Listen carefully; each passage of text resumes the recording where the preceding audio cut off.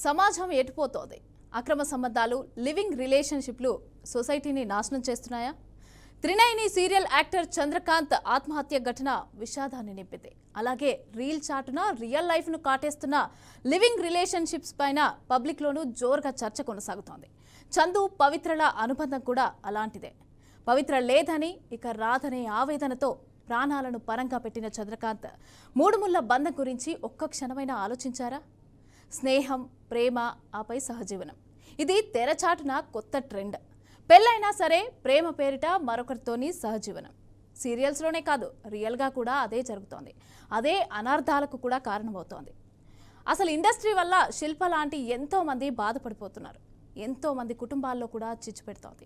అయితే దీంతో పాటు మనం మాట్లాడడానికి మనతో పాటు యాక్టర్, అలాగే ఏఆర్టీటీ వైస్ ప్రెసిడెంట్గా ఉన్నారు, అలాగే సెన్సార్ బోర్డ్ మెంబర్గా కూడా ఉన్నారు, లోహిత్ గారు ఉన్నారు. వారితో మాట్లాడదాం. సార్ నమస్తే. నమస్తే అమ్మా. సార్, ఇప్పుడు ఈ సమాజం అనేది ఎటుపోతుంది అనుకోవచ్చు అంటారు? అంటే ఇండస్ట్రీ వల్ల ఇంతమంది బాధపడుతున్నారు కదా, ఏ విధంగా చూడొచ్చు అంటారు? అంటే ఈ లివింగ్ రిలేషన్షిప్ అనేది కొత్త ట్రెండ్ అనేసి అని చెప్పని. అమ్మా, sorry to say this, industry వల్ల కాదు, unnecessarily we have been focused. Okay, అంటే ప్రతి ఇది ఇండస్ట్రీ కాబట్టి ఫోకస్ అనేది ఎక్కువ అవుతుంది. అంతే. నేను అనేది ఏంటంటే బయట జరుగుతుందే మేము చూపిస్తాం, కథలు మాకు ఎక్కడి నుంచో రావు. మేము తీసుకునే ప్రతి కథ కానీ కథాంశం కానీ బయట నుంచి వస్తాయి. సమాజమే మాకు కథలు ఇస్తుంది, మేము కొత్తగా ఏమీ క్రియేట్ చేయట్లా. సో అన్ఫార్చునేట్, ఆర్టిస్ట్ అనేవాడు అందరిలో ఉంటాడు తెలుసు కాబట్టి, లేకపోతే యాక్టర్స్ ఈజీగా ఫోకస్ అయింది. ఫోకస్ అవుతుంది. సరే, ఇప్పుడు చందు ఇన్సిడెంట్ తీసుకుంటా. చందు నా ఫ్రెండ్. బాధ ఏంటంటే జరిగిన ఇన్సిడెంట్లో ఓ పక్క బాధ లేదు, కొంత ఇబ్బంది ఏంటంటే మనకు పరిచయం ఉన్నవాడిని, మనకు తెలిసిన వాడిని కొంతమంది ఏమో చేసింది తప్పు, డెఫినెట్గా ఆత్మహత్య తప్పు. అవును, ఆత్మహత్య కన్నా ముందు జరిగిన దానికి కొంచెం వెనక్కి వెళ్తే ఆ ఎపిసోడ్, తనకు ఆల్రెడీ పెళ్ళయింది, పెళ్ళై పిల్లలు ఉన్నారు. తర్వాత సరే వాళ్ళిద్దరికి ఏదో కొంత ఇబ్బంది నడిచింది, దానివల్ల ఆ గ్యాప్ అనేది వచ్చింది, శిల్ప వర్సెస్ చందు. దాని తర్వాత అతను ఎక్కడైతే సీరియల్ యాక్టింగ్ వచ్చాడో, సీరియల్ దగ్గర పవిత్రతో తనకు పరిచయం. బిఫోర్ మ్యారేజ్ యాక్టింగ్ వచ్చాడా లేదంటే ఆఫ్టర్? అంటే ఫస్ట్ నుంచి ట్రయల్స్ లో ఉన్నాడో లేదో మనకు తెలియదు కానీ, బట్ మాకు పరిచయం అయ్యేటప్పటికి తనకు పెళ్ళైంది. యూజువల్గా రిలేషన్స్ అన్ని ఎట్లా ఉంటాయి అంటమ్మా, ఎక్కడైనా జరిగేది ఒక ఇద్దరు కలిసి మాట్లాడుకున్నప్పుడు పర్సనల్ రిలేషన్స్ ఎవరితో షేర్ చేసుకుంటాం, ఎవరైతే కన్సర్న్ చూపిస్తారో, ఎవరైతే విని ఓదారుస్తారో, ఆ కొత్త ప్రేమ పుట్టడానికి అక్కడ అది రీజన్ అవుతుంది.